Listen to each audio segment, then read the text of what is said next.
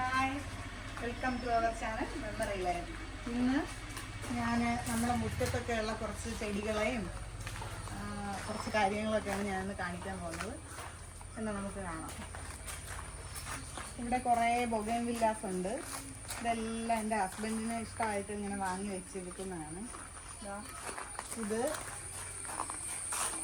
ഇതെന്തുവാണെന്ന് വെച്ചോ, ഫയർ റെഡാണിത്. അത് ഫ്ലെയിം റെഡും ഇത് ഫയർ ഒപ്പലുമാണ്. അങ്ങനെ ഒരുപാട് വെറൈറ്റീസ് ഉണ്ട് ഇവിടെ. അങ്ങനെ ഇത് ഒരുപാട് വെറൈറ്റീസ് ഉണ്ട്. ഇതെല്ലാം ഞങ്ങളുടെ വീട്ടിന് ചുറ്റിനും മതിലുണ്ടായിരുന്നു, അതിലാണ് വെച്ചിരുന്നത്.